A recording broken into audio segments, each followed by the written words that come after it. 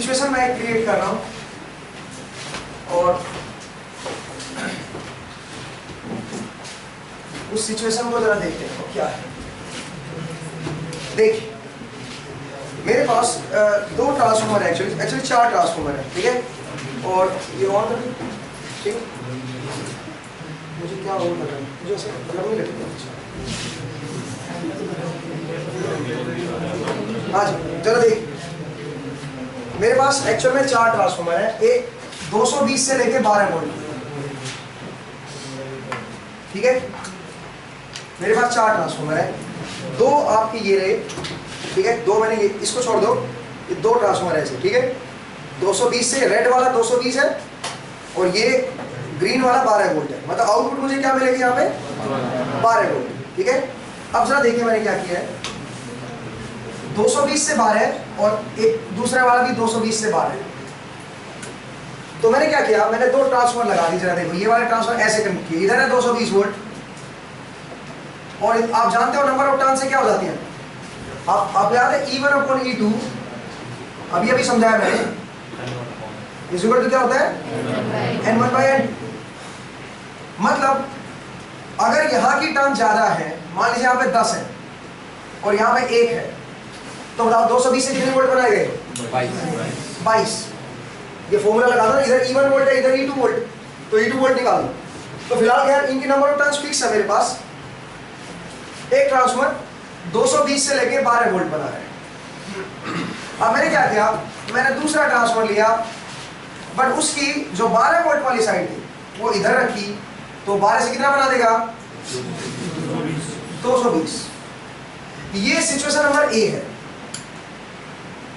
जो PCB board है, ठीक है, जो मेरे पास यहाँ पे ये सिचुएशन है। मैंने क्या किया था देखो, मेरे पास इधर 220 वोल्ट है, यहाँ पे ग्रीन वायर पे कितनी मिलेगी मुझे 12 वोल्ट। अब जो ग्रीन वायर है वो मैंने 12 इसमें कनेक्ट कर दिया, सेकेंडरी इसमें 12 वाली साइड में कनेक्ट कर दिया, तो इधर कितनी वोल्टेज मिलेगी मुझे 220। मैं मल्टीमीटर से चेक भी कर लूँगा, ठीक है, 220 मुझे मिलेगी, ठीक है जी।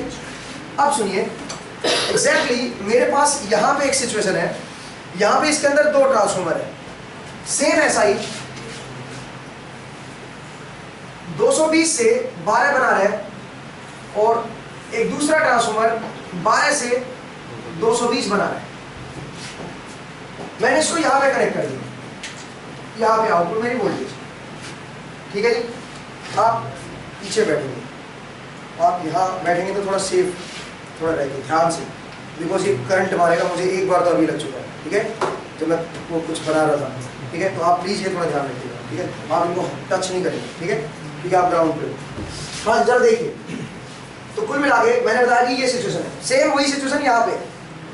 जरा देखिए मैं बल्ब लगाऊं डायरेक्टली 220 सप्लाई में तो बल्ब जलेगा।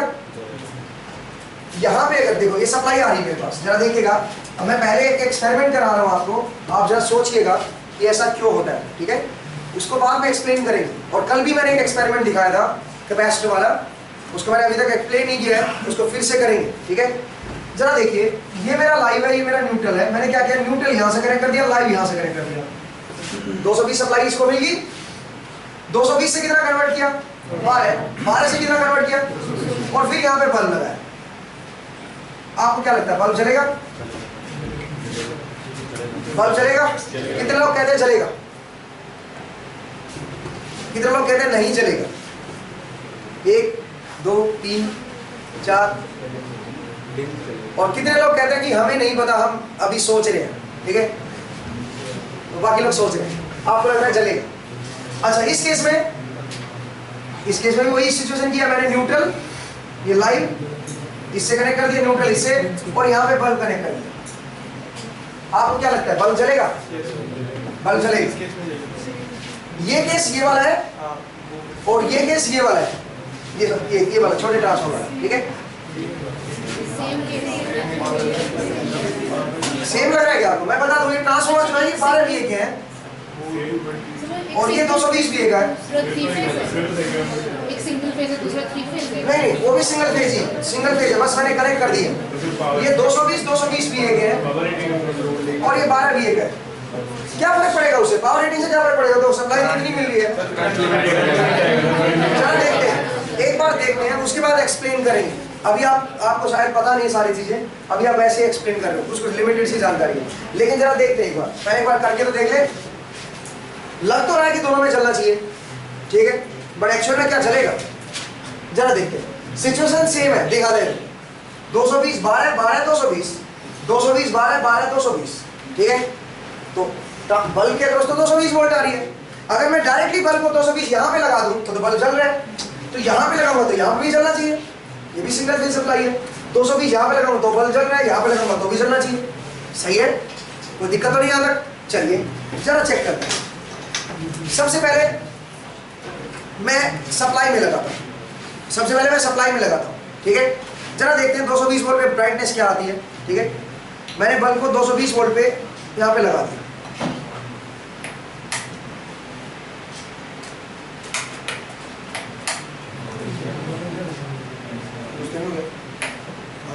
जल गया, ठीक है, हाँ जी,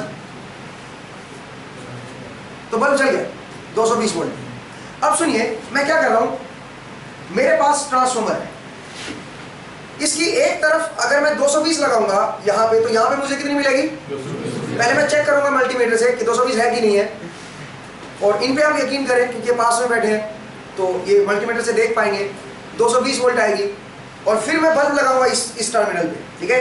जरा देखते हैं क्या होता है। तो मैंने ये यहाँ पे लगा दिया, यहाँ पे रख दिया, और मैं इसके अंदर सप्लाई दे रहा हूँ 220 वोल्ट, लेकिन सप्लाई कैसे दूंगा, वायर छोटा पड़ेगा, थोड़ा मैं इसको काट दूँ,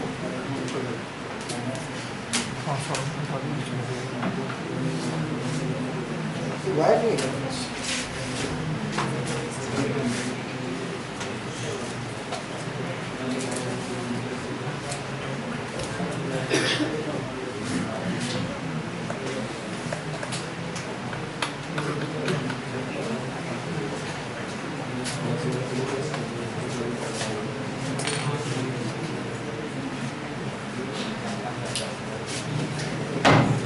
देखिए तो मैं एक वायर ले आया हूं सो दैट मैं इसको कनेक्ट कर सकूं, ठीक है। जरा देखिएगा,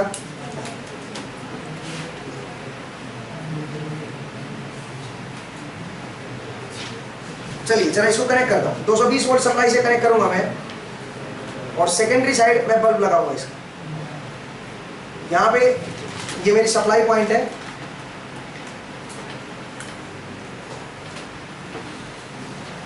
सिचुएशन आपकी बोर्ड पे रखी हुई है, ठीक है। मल्टीमीटर से मैं चेक भी कर लूंगा, ये मेरा आउटपुट वाला टर्मिनल है, सबको दिख रहा है, पीछे पीछे दिख रहा है भाई। इधर मैं इनपुट करूंगा, इनपुट से 12 पे बनाएगा, यहाँ पे ये दो टर्मिनल 12 बनेंगे, और 12 अगले ट्रांसफार्मर के आउटपुट पे चला गया, 12 अगले ट्रांसफार्मर के इनपुट पे चला गया, सॉरी, और वो फिर 12 से क्या बना देगा 220, और 220 की तरफ बल्ब लगाऊंगा, ठीक है। चलिए जरा देखते हैं। आपने देखा था कि डायरेक्टली मैं अगर मैं इसमें बल्ब लगाता हूं तो क्या होता है, ये बल्ब अपनी फुल ब्राइटनेस पे चलता है, ठीक है। अब अगर मैं ट्रांसफार्मर को लगाऊं, जरा देखिए मैंने ट्रांसफार्मर को लगाया, करंट ना हो तो इसलिए मैं इसको, ये शॉर्ट ना हो इसलिए मैं इसको टेप कर देता हूँ, ठीक है जी। लेकिन फिर मुझे इसकी जरूरत पड़ेगी थोड़ी सी। कितने वोल्ट का बल्ब है? 60 वोल्ट का बल्ब। मैंने थोड़ा सा इसके ऊपर टेप लगा दिया है सो दैट ये आपस में कनेक्ट ना हो, शॉर्ट ना हो जाएगा गलती से। जरा देखिएगा, तो मैं क्या कर रहा हूँ, मैंने यहाँ से निकाला ये, और मैंने इससे ये डाल दिया, ठीक है। 220 यहाँ पे गई है, तो यहाँ पे कितनी मिलनी चाहिए मुझे, 12। मैं मल्टीमीटर से चेक करूँ, आप जरा देख के बताएंगी, लेकिन स्केल आप ये देखेंगे। देखिए मैं आपको थोड़ा सा बता दूँ, आप इन पे भरोसा करें थोड़ा, ठीक है भाई। देखो ये 50 की स्केल पे है, ठीक है, तो 50 वाली ये वाली रीडिंग है, 0 10 20 30 20 वाली दिख रही है आपको, 0 यहाँ पे 50 है, देखो, तो आप बीच वाली रीडिंग के अकॉर्डिंग बताएंगे, ठीक है। जरा देखिए, आप मुझे बताना कि क्या रीडिंग आ रही है। इधर कर देता हूँ, पहले मैं बीच में चेक कर रहा हूँ कि बीच में मुझे 12 वोल्ट मिल भी रही है, बताइए क्या रीडिंग है, कितना है, 12 वोल्ट। यहाँ पे 12 वोल्ट मिल रही है, तकरीबन 12 वोल्ट मुझे बीच में मिल रही है, ठीक है। अब जरा देखिए मैं सेकेंडरी साइड चेक करता हूँ। सेकेंडरी साइड यहाँ पे जरा मल्टीमीटर लगाता हूँ, और सेकेंडरी साइड में एक साइड को तो पकड़ सकता हूं बट दोनों को क्यों? क्योंकि 220 वोल्ट है सेकेंडरी साइड, और मैं अगर मैंने दूसरी साइड को पकड़ लिया तो 220 वोल्ट मेरे थ्रू करंट फ्लो कराएगी बढ़िया। 12 वोल्ट नहीं करा रही थी, इसलिए 12 को दोनों तरफ से मैंने पकड़ लिया था। अभी 12 वोल्ट मेरे अंदर करंट फ्लो नहीं करा सकती। आपने देखा था उस दिन एक एक्सपेरिमेंट कराया था, कम से कम कितनी वोल्ट चाहिए? कम से कम 45-40 वोल्ट चाहिए, 50 वोल्ट चाहिए, ठीक है। मेरे ख्याल से सबने नहीं देखा था, देखा था क्या? चलिए जो भी है, तो करीबन 45 वोल्ट चाहिए। फिलहाल मेरे पास क्या है यहाँ पे 220 वोल्ट है। मैं इसको हाथ नहीं लगाऊंगा, एक टर्मिनल को पकड़ सकता हूं, उससे मुझे कुछ नहीं होगा। बताइए क्यों? क्योंकि सर्किट कंप्लीट नहीं है। बिल्कुल सही है। चलिए मैंने एक टर्मिनल को फिक्स कर दिया, अब दूसरे टर्मिनल पे मैं टच करके देख रहा हूँ। मल्टीमीटर रीडिंग बताइए कितनी है? 50 से तो ऊपर जा रही है, तो मैं इसकी स्केल थोड़ी सी बढ़ा देता हूँ सो दैट आप, हाँ जी अब जरा चेक करना। लेकिन अब ऊपर वाली स्केल से चेक करेंगे, ये 250 वाली से, ठीक है। जरा बताना कितनी वोल्ट है, कितनी वोल्ट है जरा बताएंगे?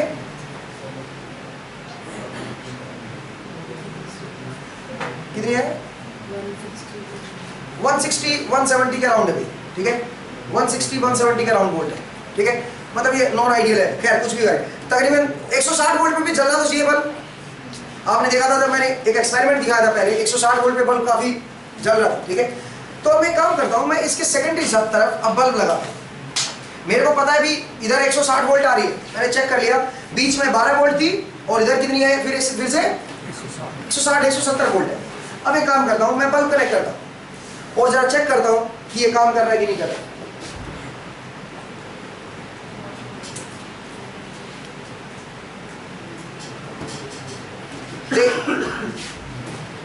तो मैं एक साइड को मैंने कनेक्ट कर दिया, ठीक है।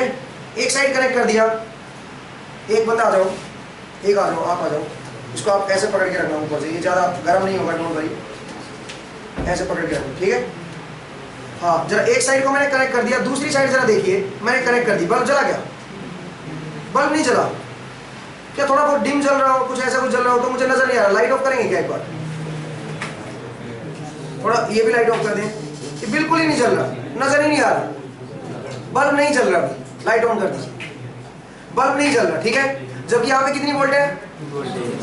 160-170 वोल्ट है यहाँ, ठीक है। समझ आया? यहाँ इस पहली वाली सिचुएशन में बल्ब नहीं जल रहा है, ठीक है जी। पहली वाली सिचुएशन में जो मैंने यहाँ पे दिखाया आपको, यहाँ पे बल्ब नहीं जल रहा, ठीक है। जबकि वोल्टेज अवेलेबल है, वोल्टेज 160 अवेलेबल है, ठीक है। यहाँ पे बल्ब नहीं जल रहा। अब दूसरी सिचुएशन जरा देखिए। दूसरी सिचुएशन में मेरे पास सेम यही है, मैंने 12 वोल्ट के ट्रांसफार्मर लगा रखे हैं, बट इस बार थोड़ा सा अलग है। 12 वोल्ट के ट्रांसफार्मर ऐसे ही कनेक्ट किए हुए हैं, मैं आपको दिखा दूं। देखिए ये मेरी इनपुट है, यहाँ पे मैं इनपुट दूंगा। पहले ट्रांसफार्मर की ये आउटपुट है येलो में, पता नहीं पीछे से देख पा रहे हो नहीं देख पा रहे हो। यहाँ पे मेरी पहले वाले ट्रांसफार्मर की आउटपुट है, ठीक है। 12 वोल्ट की आउटपुट है यहाँ पे। मैं चेक कर लूंगा 12 की है कितने की है। मैं इसको कंट्रोल भी कर सकता हूँ, 12 से 20 भी ले जा सकता हूँ इसको। मेरे पास एक कंट्रोल है। थोड़े बहुत 12 के बाद 16 है, 16 के बाद 20 है, इस तरह का 4-4 वोल्ट का या 6-6 वोल्ट का फर्क पे मैंने थोड़ा सा टैपिंग करवाई है, ठीक है। तो मतलब मुझे यहाँ पे मैं चेक करूँगा कितनी वोल्ट मेरे पास यहाँ पे अवेलेबल है, ठीक है। मैं 12 वोल्ट रखूँगा, तो 12 वोल्ट यहाँ से आएगी और 12 इसको मिलेगी, इसकी इनपुट पे चलेगी। इसकी इनपुट है 12, तो आउटपुट क्या मिलेगी? आउटपुट यहाँ पे मिलेगी। अब मुझे कितनी मिलेगी? 220 वोल्ट मुझे आउटपुट मिलेगी। अब यहाँ पे बल्ब लगा के देखूंगा तो चेक करता हूँ कि क्या जलेगा कि नहीं जलेगा। लेकिन एक बार पहले वोल्टेज चेक कर लेते हैं कि वोल्टेज प्रॉपर बन रही है कि नहीं बन रही है। तो उसके लिए मैं क्या करता हूँ, उसके लिए मल्टीमीटर एक बार मैं लगा के चेक करूँगा, ठीक है। वोल्ट मीटर लगा के मैं चेक करूँगा, लेकिन पहले एक बार कनेक्शन मैं कर देता हूँ सो दैट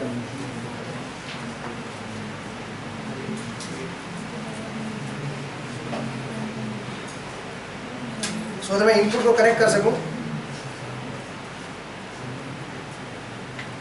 हाँ जी, और इनको थोड़ा टेप कर देता हूँ सो दैट ये बॉडी के साथ कनेक्ट ना हो जाए, ठीक है। क्योंकि अगर बॉडी के साथ कनेक्ट हो गए तब भी मुझे खतरा है। वैसे तो मैं लकड़ी पे खड़ा हूँ तो ज़्यादा खतरा मुझे है नहीं, वैसे फिर भी आप सेफ रहें, ठीक है।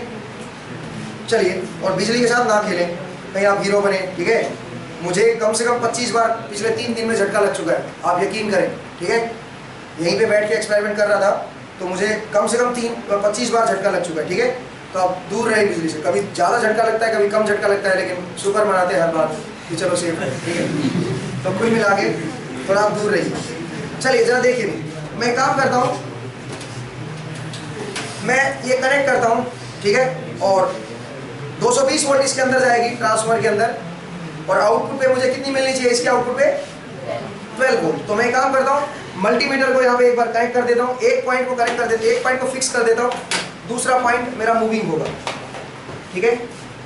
आउटपुट पे पहले ट्रांसफार्मर की आउटपुट यहाँ पे है मेरे पास, तो यहाँ पे मैं मल्टीमीटर को कनेक्ट कर रहा हूँ, जरा देखिएगा, एक पॉइंट मैंने फिक्स कर दिया यहाँ पे मल्टीमीटर का, और दूसरा पॉइंट मैं अपने हाथ में रखूंगा, मैं टच करके देखूंगा बस, ठीक है, मैं टच करके देखूंगा।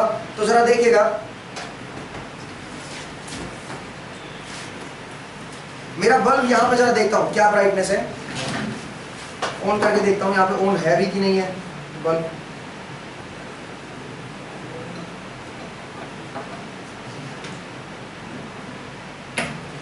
ब्राइटनेस आप देख लीजिए, ये इस तरह से बल्ब जल रहा है, ठीक है। अब जरा देखिए, अब मैं इसमें इनपुट दे रहा हूं, इसमें मैं इनपुट दे रहा हूं, ये क्या मैंने ऑफ कर दिया क्या ऐसे,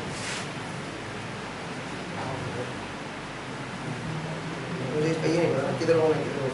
हाँ जी, ये इधर इधर की तरफ ऑन है, इधर की तरफ ऑफ है, फिलहाल मैंने ऑफ किया हुआ है, आप याद रखें, ठीक है। चलिए, तो मैं इनपुट को कनेक्ट करता हूं, यहाँ पे कनेक्ट होगी, और मैं इसको ऑन कर रहा हूँ।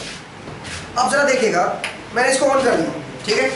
अब मैं इस पहले वाले पे, इस पे आउटपुट सप्लाई आ गई है, क्योंकि कनेक्शन बने हुए हैं, तो ये खतरा है मेरे लिए, इस पे मैं हाथ नहीं लगाऊंगा, आप भी दूर रहना, ठीक है, ध्यान रखना। चलिए मैं जरा यहाँ से कनेक्ट करता हूँ, आप जरा रीडिंग बताइए कितनी है, स्केल थोड़ा छोटा करता हूँ। हाँ जी, जरा देखिएगा, आप बताएंगे कितनी वोल्टेज है, तकरीबन 11-12 वोल्ट है, 10-11 पे वोल्ट पे है, ठीक है, 11 वोल्ट पे है। मैं थोड़ा टैपिंग चेंज करता हूँ, थोड़ा सा इसको बढ़ाने की कोशिश करता हूँ। अब जरा देखिएगा कितने पे है, अभी थोड़ी कम होगी ना, हाँ, तो मैं तो टैपिंग को वापस लेके आता हूँ, सो दैट वोल्टेज मेरी उतनी ही आ जाए। वोल्टेज कितनी है, 11, मैं थोड़ी और बढ़ा दूँ, कितनी वोल्टेज हो गई है, अभी तकरीबन 12 बनी है ना, तकरीबन 12 वोल्ट है, और जरा चेक करके देखो, अभी वापिस उतने पे आ गए। चलो कम वोल्ट पे रखते हैं, ठीक है, ज़्यादा वोल्ट का रिस्क नहीं उठाते हैं। अच्छा, अब एक काम करता हूँ, अब मैं यहाँ पे चेक करता हूँ, यहाँ पे क्या वोल्टेज अवेलेबल है। तो एक काम करता हूँ, एक मल्टीमीटर पॉइंट को क्या कर दूँ, फिक्स कर देता हूँ, क्योंकि देखो यहाँ पे 12 वोल्ट आ रखी है, मैं जानता हूँ। एक मल्टीमीटर पॉइंट को फिक्स कर दिया, इसको हाथ लगा सकता हूँ मैं, एक को लगा सकता हूँ, उससे मेरे थ्रू करंट नहीं आएगा, बेशक यहाँ पे 220 वोल्ट है, बट मेरे थ्रू करंट नहीं आएगा। क्यों नहीं आएगा, बिकॉज क्लोज लूप नहीं बनेगा वाइंडिंग का, क्योंकि वाइंडिंग से करंट निकलेगा तो ग्राउंड पे जाएगा, जबकि वापस आना चाहिए वाइंडिंग के पास, तो ग्राउंड में जाएगा, ग्राउंड वाइंडिंग में वापस नहीं आ रहा। एक को हाथ लगा सकता हूँ, ये एक्सपेरिमेंट में आपको दिखा चुका हूँ। जरा दूसरा देखिए, अब मैं दूसरा लगा रहा हूँ, आप बताइए कितनी वोल्टेज है,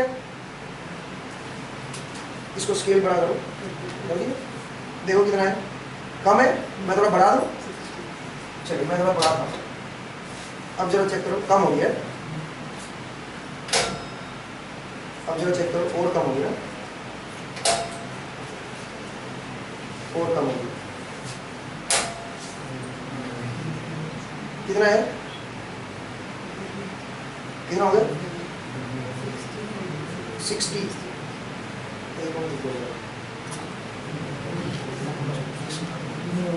हाँ जी, कितना आया, 100 से ऊपर चला गया, अब कितना है, अब लाओ बताइए, हिलने से ये हो रहा है, हाँ जी, कितना हो गया, तकरीबन 100 वोल्ट है, ठीक है, कोई बात नहीं। चलिए यहाँ पे 100 वोल्ट आ गई, अब जरा चेक करते हैं, वहाँ पे 160 वोल्ट पे जा नहीं पाया था, यहाँ पे तकरीबन 100 वोल्ट है। मैं काम करता हूँ, कनेक्ट करने की कोशिश करता हूँ, ठीक है, जरा देखते हैं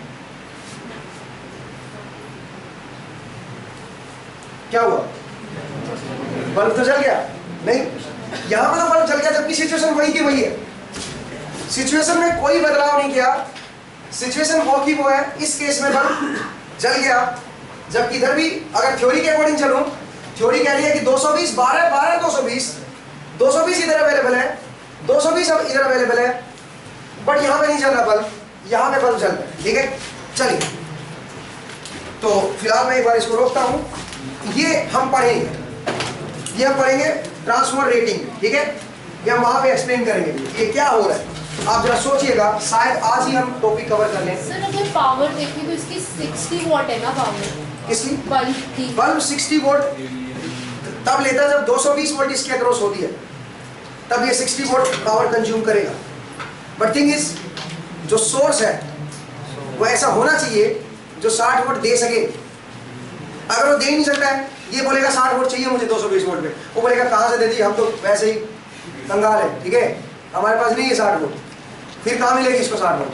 बट अभी तो मिल रही है ना 220 पे। हाँ, इस केस में 220 में 60 वोल्ट मिल रही है इसको, तभी तो चल रहा है। इस केस में नहीं मिल रही। अब वही तो क्वेश्चन है, वो चेक करते हैं कि ऐसा क्यों हुआ। सर बट एक चीज है, जैसे 220 वोल्ट एम्पियर है तो करंट तो काफी फ्लो करेगा अगर ये 220 पर है। Exactly. तो अभी burnout टॉपिक हो पढ़ते सकता हैं। है। ये क्वेश्चन है, मैंने पहले दिखा दिया आपको, मैंने एक्सपेरिमेंट पहले दिखाया सो दैट आपको सोचने का टाइम मिले। आप सोचिएगा, अपने अपने आंसर रखिए, कुछ लोग समझ गए होंगे, कुछ लोग नहीं समझे, जरा अपना अपना आंसर रखिए, इसको प्रॉपर वे में पढ़ेंगे। एक एक्सपेरिमेंट हम पहले पढ़ चुके हैं, पहले देख चुके हैं, कौन सा? कैपेसिटर वाला मैंने दिखाया था, उसमें भी ऐसा ही केस था, वो भी हम पढ़ेंगे। जब तक टॉपिक नहीं आता तब तक आप सोचिएगा, मैंने एक एक्सपेरिमेंट आपको अभी दिखाया, उसको डिस्कस करेंगे, ठीक है। अभी आपको बहुत सारी चीजें नहीं पता तो बेटर थोड़ा इंतजार करें, ठीक है। ये मैंने इसलिए दिखा दिया बिकॉज ये मैंने इसलिए दिखाया सो दैट आप एक तरह से इसका पहले से ही थोड़ा सा आगे का थोड़ा सोच के रखें कि भाई क्या हो रहा है, मतलब चल क्या है, सो दैट आपकी वो कहते हैं ना पर्दे में चीजें रहती है ना, तो फिर हम तो मालूम है वही, ठीक है। तो इसाद है क्या? ठीक है इसाद, ठीक हो तुम? चलो हाँ जी। छोटे ट्रांसफार्मर से उसमें जब आपने दोनों टर्मिनल्स को हाथ लगाओगे तो उसमें 0.075 करंट आना चाहिए वैसे। जरा देखते हैं, देखते 0.075 कम है, वो ज्यादा है, वो बहुत झटका देगा, ठीक है। चलिए भी ये एक्सपेरिमेंट देखा था, अब इसके ऊपर बाद में हम डिस्कस करेंगे। आप जरा सोचिएगा, ठीक है। सिचुएशन बड़ी खतरनाक है, मतलब दोनों मतलब अजीब सी सिचुएशन है, लेकिन बस एक थोड़ा सा फर्क है दोनों में। आपको लग रहा होगा फर्क तो दिख रहा है कि 12 भी है इधर है, 220 भी है उधर है, तो आपको तो ये सीधा तो बोलोगे सर ये तो 12 भी है, ये 220 है, वो तो मुझे भी पता है, ठीक है।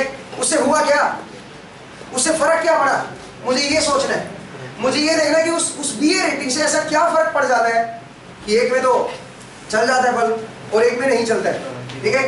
जबकि रेटिंग वही है 12 220 220 12, ठीक है, रेटिंग वही है लेकिन काम नहीं करता है। चलिए देखेंगे एक बार, लेकिन आगे बढ़ते हैं। तो मैंने अभी तक आपको क्या पढ़ाया, अभी तक मैंने बताया कि टाइप क्या होती है, ट्रांसफार्मर की टाइप हम क्या देखते हैं, कौन कौन से टाइप के ट्रांसफार्मर होते हैं, और हमने देखा कि आइडियल ट्रांसफार्मर क्या होता है, और मैंने एक चीज और देख ली, जरा देखिए, मान लीजिए मेरे पास ये ट्रांसफार्मर है, जरा देखिए एक चीज और मैं पढ़ चुका हूं और वो जरा दोबारा मैं बता दूं एक बार। मान लीजिए मेरे पास ट्रांसफार्मर है, ये मेरी कोर है, मैं 4 टाइप ट्रांसफार्मर लेके चलूंगा हर बार, और प्राइमरी मेरी इधर है, ठीक है, और सेकेंडरी मेरी इधर है। अब जरा देखिए क्या होगा इसके अंदर। तो मैंने बोला कि यहां पे जैसे मैं वोल्टेज अप्लाई करूंगा, ऑल्टरनेटिंग वोल्टेज, उस वोल्टेज की वजह से करंट आएगा ऑल्टरनेटिंग आईटी, और ऑल्टरनेटिंग करंट की वजह से जो फ्लक्स आएगा वो भी कैसा होगा, वो भी आपका ऑल्टरनेटिंग आएगा, जो फ्लक्स आएगा वो भी ऑल्टरनेटिंग आएगा, और क्योंकि करंट एंटर कर रहा है तो फ्लक्स ऊपर की तरफ आएगा, और जब करंट उल्टा होगा तो फ्लक्स भी क्या हो जाएगा, मतलब फ्लक्स एक बार इधर जा रहा है एक बार इधर जा रहा है, क्योंकि करंट एक बार पॉजिटिव है और एक बार करंट नेगेटिव है, तो फ्लक्स भी ऑल्टरनेट करेगा इसके अंदर, ठीक है। अब because of this alternating flux यहां पे क्या होगी, वोल्टेज इंड्यूस हो जाएगी जिसको मैंने नाम दिया E1T, ये VT वोल्टेज है मेरी, और इसकी यहां पे वोल्टेज हो जाएगी E1T, और E1T की वैल्यू क्या आई थी आपको याद होगा, अगर मैं करंट को IT को I0 sin ओमेगा t ले लूं तो फ्लक्स जो आएगा वो क्या आएगा बता जरा, फाइ0 sin ओमेगा t, ठीक है। तो उससे जो E1T आएगा वो आएगा N1 फाइ0 ओमेगा cos ओमेगा t, ये E1 आएगा, और E2 भी इंड्यूस हो जाएगा यहाँ पे टर्न से N2, तो E2 कितना आएगा बताओ जरा, E2T is N2 फाइ0 ओमेगा cos ओमेगा t, ठीक है। अब आप मुझे बताइए RMS value of E1, RMS value of E1, तो E1T की RMS वैल्यू कैपिटल E1 में लिख रहा हूं, आरएमएस को कैपिटल E1 में लिख रहा हूं, बताइए कैपिटल E1 में क्या आएगा? आरएमएस क्या होता है? ये तो साइन वेव है। आपको याद है एसी डीसी वाला फॉर्मूला आरएमएस निकालने का क्या होता था बताओ? डीसी कंपोनेंट का स्क्वायर प्लस 1/2 एसी कंपोनेंट का स्क्वायर। डीसी में इसमें है ही नहीं कोई कांस्टेंट वैल्यू, है ही नहीं, तो कांस्टेंट वैल्यू का स्क्वायर करो, जीरो वैल्यू है कांस्टेंट। और एसी कितना है? एसी की वैल्यू क्या है यहाँ पे? n1 फाई नॉट ओमेगा का स्क्वायर, ठीक है? तो कितना बना है? आरएमएस वैल्यू क्या है बताओ जरा? n1 phi not omega by √2। और इसको मैं लिख सकता हूं ओमेगा को क्या लिख दूं? Omega is equal to 2 pi f। तो ये बन जाएगा 2 pi f n1 phi not, ठीक है? ओमेगा की जगह पे 2 पाई और डिवाइड बाय √2, तो ये बनेगा √2 pi f n1, small n1 लिख लो, n1 फाई नॉट। और √2 पाई को क्या लिखते हैं? 4.44 f n1 फाई नॉट। ये मेरा E1 वोल्टेज होगा।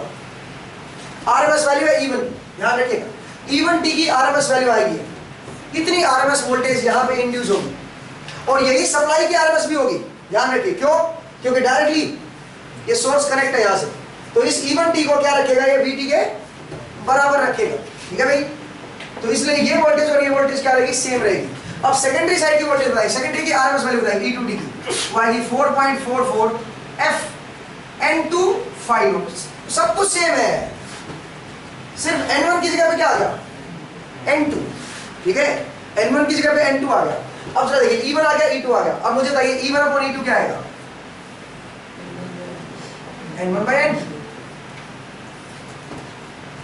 E1 upon E2 is equal to n1 by n2।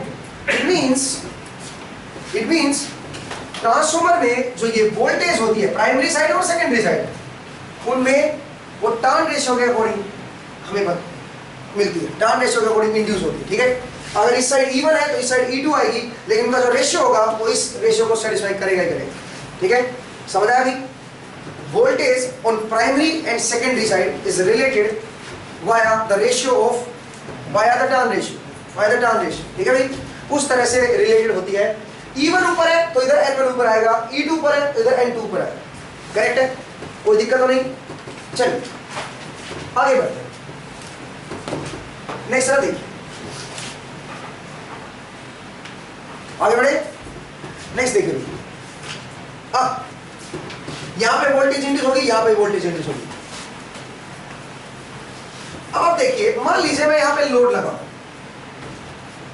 अगर मैं यहां पे लोड लगाऊं तो ये तो तरस रहा था, किसके लिए? ये कॉइल लोड के लिए। क्यों तरस रही थी? क्योंकि फ्लक्स इसके अंदर से चेंज हो रहा है और इसको पसंद नहीं है ये, और क्योंकि इसको पसंद नहीं है ये, इसने अपनी वोल्टेज बना के छोड़ दी है। अब ये इंतजार में बैठी है, किसके इंतजार में? कि कब मैं मेरा पाथ क्लोज हो और कब मैं करंट फ्लो कराऊं, सो दैट जो चेंजिंग फ्लक्स है इसको क्या किया जाए? अपोज किया जाए, ठीक है? तो चलिए, लोड लगाया हमने और इसकी तरफ खत्म कर दी, ठीक है? ये अब सर्किट होगा क्लोज, ठीक है? सर्किट क्लोज बन गया। अब सुनिए क्या होगा। अब करंट किस डायरेक्शन में आएगा? इस पोलैरिटी को छोड़िए एक बार, करंट किस डायरेक्शन में आएगा? करंट उस डायरेक्शन में आएगा सच दैट अगर नीचे की तरफ फ्लक्स बढ़ रहा है तो इसका अपना खुद का फ्लक्स क्या होगा? इसका जो करंट आएगा उसकी वजह से फ्लक्स किधर होगा? ऊपर की तरफ, समझ आया? इसमें उस डायरेक्शन में करंट आएगा सच दैट, उस डायरेक्शन में करंट आएगा सच दैट जो इसका जो फ्लक्स बनेगा उस करंट से, वो जो ओरिजिनल फ्लक्स है जो नीचे की तरफ बढ़ रहा है उसको क्या किया जाए? उसको अपोज करे, मतलब इसका खुद का फ्लक्स ऊपर की तरफ आना चाहिए। तो आप बताइए करंट किधर आएगा? इधर की तरफ आएगा कि उल्टा आएगा? अगर मैं ये डायरेक्शन अज्यूम कर लूं तो फ्लक्स किधर आएगा बताओ? करंट ऐसे जाके और ऐसे ऊपर जा रहा है, तो हाथ को घुमाइए उसी डायरेक्शन में, फ्लक्स किधर आएगा? ऊपर की। उल्टा आया कि नहीं आया? ये नीचे की तरफ था, इसको अपोज कर दिया, इसका मतलब करंट इस डायरेक्शन में आएगा, करंट इस डायरेक्शन में आएगा, समझ आया? क्योंकि उसका फ्लक्स जो होगा वो उल्टा होगा, ये फ्लक्स उल्टा देगा, ये ∅2 आएगा, ये ∅1, तो ये अपना फ्लक्स उल्टा देगा। अब ये जो फ्लक्स होगा ये भी ऑल्टरनेटिंग ही होगा। क्यों? क्योंकि जिस टाइम ये फ्लक्स उधर बढ़ रहा है उस टाइम ये उधर बढ़ेगा, और जब ये फ्लक्स उल्टा होगा, मेन फ्लक्स ये ∅1t वाला फ्लक्स उल्टा होगा, तो ∅2t भी क्या हो जाएगा? ये भी उल्टा हो जाएगा, ये भी उल्टा हो जाएगा। क्या कहते हो? ∅1t जब उल्टा होगा ∅2t भी उल्टा हो जाएगा। मतलब अगर ये ऑल्टरनेटिंग है तो ये भी क्या होगा? ऑल्टरनेटिंग। दोनों एक दूसरे के क्या आएंगे? ऑपोजिट आएंगे। अब सुनिए क्या होगा। अब इस वजह से क्या होगा, लोड लगाने से क्या होगा, पहले लोड नहीं था तो केवल फ्लक्स 5 था, और 5 को बनाने वाला करंट कौन सा था, I1 या IET में नाम दे रहा हूं उसको। केवल एक करंट आ रहा था जो 5 पैदा कर रहा था, क्योंकि कुछ तो करंट चाहिए ना, थोड़े बहुत तो। अगर आइडियल है तो भी थोड़ा बहुत चाहिए करंट, मतलब टेंडिंग टुवर्ड्स 0 करंट चाहिए। लेकिन अगर मैं प्रैक्टिकल थोड़ा सा अज्यूम कर लूं इसको, तो क्या है, तो थोड़ा बहुत अमाउंट चाहिए इस फ्लक्स को पैदा करने के लिए। वो कितना था, IET। इसको बोलते हैं एक्साइटिंग करंट, ठीक है, ये इसको बोलते हैं एक्साइटिंग करंट, ठीक है। ये नो लोड पे जो करंट डिमांड करता है ट्रांसफार्मर, वो कौन सा करंट होता है, exciting current, not magnetizing, exciting current. Practical के केस में बात कर रहा हूं मैं। ये एक्साइटिंग करंट ये लेगा, ये करंट क्या कर रहा है, सिर्फ और सिर्फ क्या पैदा कर रहा है, फ्लक्स 580 पैदा कर रहा है, ठीक है भाई। या अगर आप आइडियल लेते हो तो इसको आप मैग्नेटाइजिंग करंट भी बोलते हो। अगर आइडियल लेते हो तो इसको मैग्नेटाइजिंग करंट बोल सकते हो। एक मिनट रुकिए,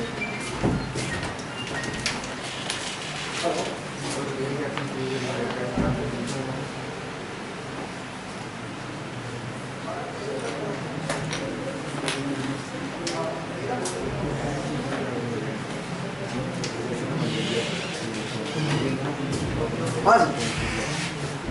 तो मैंने बोला जरा देखिए अब होगा क्या, ये जो 520 आया है किसने पैदा किया है, जो शुरू में करंट आया, क्योंकि इधर कोई लोड नहीं लगा हुआ, तो ये जो करंट आएगा वो सिर्फ उसका एक काम है, क्या, 520 पैदा करना। अगर तो ये आइडियल ट्रांसफार्मर है तो इसको बोलते हैं मैग्नेटाइजिंग करंट, क्योंकि ये सिर्फ मैग्नेटाइज करेगा। लेकिन अगर ये नॉन आइडियल है तो ये करंट दो काम करेगा, क्या क्या, एक तो फ्लक्स पैदा करेगा और एक इस कोर के अंदर जो हिस्टेरेसिस लॉस होंगे उनको प्रोवाइड करेगा। इसका मतलब इसमें थोड़ा ज्यादा अमाउंट का होगा। फिर ये जब आइडियल है तो बहुत कम अमाउंट का होगा, क्यों, क्योंकि आइडियल में हिस्टेरेसिस लॉस तो होते नहीं, केवल एक काम होगा इसका, इस करंट का क्या होगा, इधर तो कोई सेकेंडरी लगी नहीं है, ध्यान रखिएगा।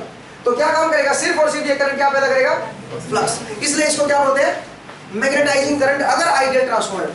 बट अगर non ideal transformer, practical transformer है, तो उस केस में जो करंट आएगा इसके दो काम होंगे। क्या काम, एक तो फ्लक्स पैदा करने का काम होगा, और एक क्या होगा, जो कोर के अंदर लॉसेस होंगे, तो कोर के अंदर लॉसेस होंगे वो प्रोवाइड करेगा। इसका मतलब ये, इसको फिर उस केस में क्या बोलेंगे, एक्साइटिंग करंट, ये एक्साइट कर रहा है चीजों को, उस केस में एक्साइटिंग करंट बोलेंगे, IE।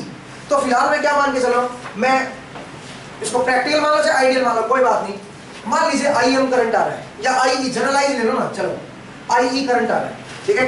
बिकॉज अगर आइडियल केस है तो IE must be equal to क्या होना चाहिए, IM, ठीक है। IE इक्वल टू, अगर आइडियल सिचुएशन है तो मान लीजिए आइडियल सिचुएशन है और ये IM करंट ये ले रहा है या IE करंट ले रहा है और ये फ्लक्स 5 पैदा हो गया। अब सुनिए क्या होगा, अब हमने जैसे ही लोड लगाया, जैसे मैं लोड को कनेक्ट करूंगा, होगा ये कि ये करंट भेजेगा अपना, सेकेंडरी अपना करंट भेजेगी, सेकेंडरी से करंट आएगा। लेकिन जो सेकेंडरी का करंट होगा वो उस डायरेक्शन में होगा सच दैट जो ओरिजिनल फ्लक्स था जिसने इस वोल्टेज को पैदा किया था उसको क्या करेंगे, अपोज करेंगे। इसका मतलब ये उल्टी डायरेक्शन में होगा, देखो इस डायरेक्शन में होगा, ये नीचे से आगे ऐसे ऐसे करंट आएगा बाहर की तरफ, क्योंकि इससे जो फ्लक्स आएगा उल्टा आना चाहिए, क्योंकि तभी तो फ्लक्स अपोज होगा ना, समझे, उस डायरेक्शन में। तो अब देखिए क्या होगा, इससे क्या फर्क पड़ेगा, इससे ये होगा कि एक और फ्लक्स आ जाएगा कोर के अंदर, वो क्या होगा, phi to t, एक और फ्लक्स आ जाएगा कोर के अंदर और वो क्या होगा, phi to t। उसकी वजह से कोर का जो नेट फ्लक्स है वो क्या हो जाएगा, कम, डिक्रीज हो जाएगा, नेट फ्लक्स डिक्रीज हो जाएगा। अब डिक्रीज होने से देखिए क्या होगा, डिक्रीज होने से जो E1t की वैल्यू है, क्योंकि ये फ्लक्स की मैक्सिमम वैल्यू phi नॉट नहीं रही, क्योंकि इसको अपोज भी कर रहा है एक फ्लक्स, phi नॉट तो phi 1t की मैक्सिमम वैल्यू थी, लेकिन phi 2t भी तो आएगा जो उस फ्लक्स को क्या करेगा, phi 1 को, जो phi 1 उधर है उसको क्या करेगा, उसको अपोज करेगा। तो रिजल्टेंट जो net maximum value of flux आएगा वो phi नॉट नहीं रहेगा, कितना हो जाएगा, मैक्सिमम वैल्यू फ्लक्स की थोड़ी कम हो जाएगी। समझ आएगा मेरा पॉइंट। इसका मतलब जो E1t की वैल्यू है, E1t देखो क्या था, E1t N1 phi नॉट क्या था, फ्लक्स की मैक्सिमम वैल्यू।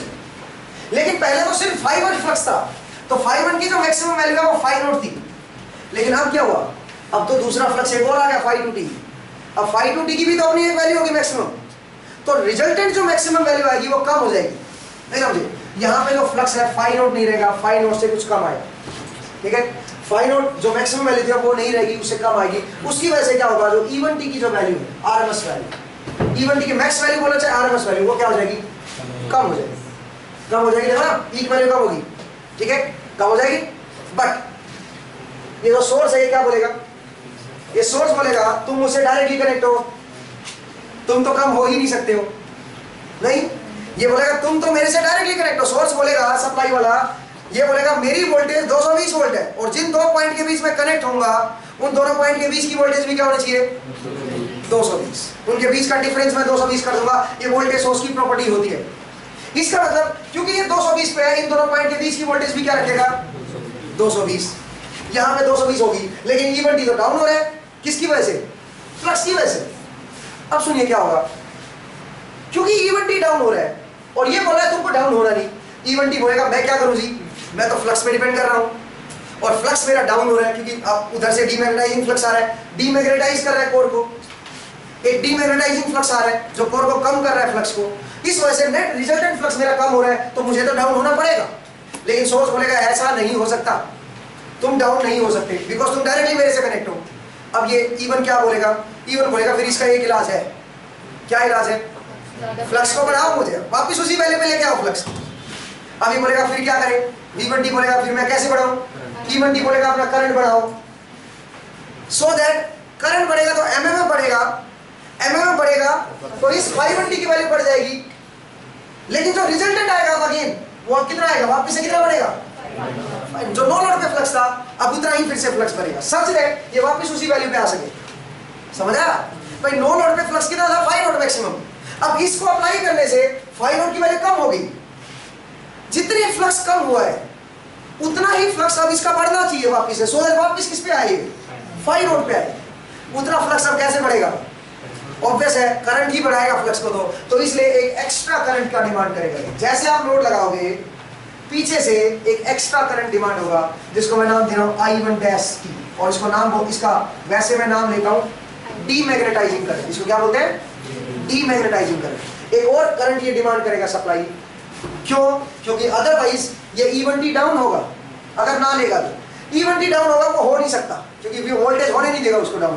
तो ये बोलेगा जी मुझे तो डाउन होना पड़ेगा बिकॉज मेरा फ्लक्स कम हो रहा है, तो एबीटी बोलेगा चलो जी ये काम करते हैं, फिर आपका फ्लक्स वापस उसी वैल्यू पे ले आते हैं, और उसी वैल्यू पे लाने के लिए इसको एक्स्ट्रा करंट की डिमांड है, क्योंकि 520 फिर बढ़ना चाहिए। देखो ना, पहले 520 की वैल्यू ये थी, 520 बस क्या था, नो लोड पे, जब कोई लोड नहीं लगाया था उधर, 5 नोट साइन ओमेगा टी ये वैल्यू थी। अब 5.2 आ गया, कुछ फ्लक्स ऑपोजिट फ्लक्स आ गया। मान लीजिए 5.2 की वैल्यू में भी आप ले लो सेम ही तकरीबन आएगी, 5 नोट डैश ले लो, 5 note dash sine omega T ये आ गया 5 नोट। तो रिजल्टेंट फ्लक्स क्या रहेगा कोर के अंदर, कोर के अंदर रिजल्टेंट फ्लक्स रहेगा 5 नोट माइनस साइन, देखो कम हो गया रिजल्टेंट फ्लक्स, ठीक है, कम फ्लक्स हो गया। कम होने की वजह से इवन टी कम होगा, लेकिन इवन टी कम नहीं हो सकता क्योंकि वो सोर्स से डायरेक्टली कनेक्ट है। इसलिए क्या होगा, ये इसको बोलेगा कि तुम अपना एक काम करो जी, मुझे वापस फ्लक्स 5 नोट बना दो, कोर का फ्लक्स वापस से 5 नोट बनाओ। अब 5 नोट बनाने के लिए क्या करना पड़ेगा, इसको फ्लक्स बढ़ाना पड़ेगा, इस सप्लाई को कितना फ्लक्स बढ़ाना पड़ेगा, जितना कम हुआ है, जितना इसने कम किया है उतना ही फ्लक्स बढ़ाना पड़ेगा इसको। इसका मतलब क्या होगा, इसको करंट सप्लाई देना पड़ेगा एक्स्ट्रा। वो करंट क्या करेगा, वो करंट करेगा जितना ये डीमैग्नेटाइज हो गई है कोर, उसको वापस से क्या करेगा, मैग्नेटाइज। इसलिए इसका क्या नाम रख दिया हमने, डीमैग्नेटाइजिंग करंट। इसका मतलब जैसे आप लोड डालते हो, ट्रांसफार्मर सेकेंडरी से क्या करेगा, नहीं सॉरी प्राइमरी से क्या करेगा, करंट डिमांड करेगा। ठीक है, समझ आया कहानी क्या होती है, किस तरह से ट्रांसफार्मर लोड लगाते हैं तो कैसे काम करता है, कोई दिक्कत तो नहीं। लेकिन इसको बोलते हैं पोटेंशियल ट्रांसफार्मर। एक पढ़ेंगे आप करंट ट्रांसफार्मर, उसमें उल्टा होता है, ठीक है, उसमें ऐसा कुछ नहीं होता, वो बाद में पढ़ेंगे। ठीक है, ये सिर्फ किसमें पढ़ रहे हैं हम लोग, कौन सा पढ़ रहे हैं, वोल्टेज ट्रांसफार्मर पढ़ रहे हैं, इसको पोटेंशियल ट्रांसफार्मर बोलते हैं। ये उस चीज का कंसेप्ट है। ठीक है, तो आपने देखा कि किस तरह से करंट डिमांड करता है, लोड लगता है। इसका मतलब लोड जो आपने लगाया वो एक्चुअल में कहां पे लगाया, सेकेंडरी पे नहीं लगाया, सारा इफेक्ट कहां पे नजर आ रहा है उसका, प्राइमरी पे नजर आ रहा है। समझे, सारा का सारा इफेक्ट प्राइमरी पे नजर आ रहा है। इसका मतलब सुनिए, प्राइमरी साइड से जो टोटल करंट होगा I1T, वो कितना होगा, एक तो एक्साइटिंग करंट है और एक क्या होगा, डीमैग्नेटाइजिंग करंट, तो करंट है। लेकिन ये जो करंट है ये नेग्लिजिबल होता है, ये होता है 2 to 6% of rated current. Rated का मतलब समझाऊंगा मैं आपको क्या होता है, लिख लीजिए, exciting current is 2 to 6% of full load current और रेटेड करंट। ये जो होता है ये इसकी वैल्यू 2% होती है, बस जो रेटेड करंट होता है उसकी 2% वैल्यू होती है। इसका मतलब मैं इसको नेगलेक्ट कर सकता हूं। इसका मतलब प्राइमरी साइड का करंट तकरीबन कितना है, I1 डैश की, और सेकेंडरी साइड में कितना है, I2। अब सुनिए, पावर इज कंजर्व, पावर क्या है, कंजर्व, पावर चेंज नहीं कर सकता, पावर नहीं बढ़ा देता। ये कोई एम्पलीफायर थोड़ी है कि पावर बढ़ा देगा। इसका मतलब जो इनपुट पावर होगी वही क्या होगी आपकी, आउटपुट पावर। ठीक है, अब मुझे देखिए, अब जरा यहाँ पे देखिए, यहाँ पे कॉइल के पास, कॉइल के अक्रॉस जो वोल्टेज है वो कितनी है बताओ, इस पोलैरिटी की वोल्टेज है E1T, ठीक है, और करंट आ रहा है I1T। तो क्या करेगा, पावर एब्जॉर्ब करेगा, डिलीवर करेगा प्राइमरी साइड। वोल्टेज की पोलैरिटी इधर है, करंट इधर आ रहा है, पावर एब्जॉर्ब करेगा। कितनी पावर एब्जॉर्ब करेगा, I1T इंटू E1T, ये पावर एब्जॉर्ब करेगा। और सेकेंडरी साइड देखिए, सेकेंडरी साइड टर्मिनल की वोल्टेज ये होगी, मैं आपको बताऊंगा ऐसा क्यों होगा। फिलहाल आप मान के चले कि सेकेंडरी साइड की जो कॉइल है उसमें टर्मिनल की वोल्टेज ये है और करंट भी इधर जा रहा है बाहर की तरफ। इसका मतलब वोल्टेज भी ऊपर और करंट भी ऊपर से बाहर निकल रहा है। इसका मतलब ये क्या करेगी बताओ, पावर डिलीवर करेगी। कितनी पावर डिलीवर करेगी, इसकी अक्रॉस वोल्टेज है E2T और करंट कितना है I2T, ये पावर इतनी डिलीवर करेगी सेकेंडरी साइड। इसका मतलब सुनिए, ये ट्रांसफार्मर में आइडियल लेके चल रहा हूं, इसने कोई पावर खाई नहीं बीच में, कोई पावर कंज्यूम नहीं की, बिकॉज ये आइडियल है, इसमें कोई लॉस नहीं हुआ ट्रांसफार्मर में। इसका मतलब जो इसकी इनपुट पावर इसने यहां से जो एब्जॉर्ब की है वही की वही यहां पे क्या करेगा, डिलीवर करेगा। It means E1T into I1T must be equal to क्या होना चाहिए, E2T into I2T।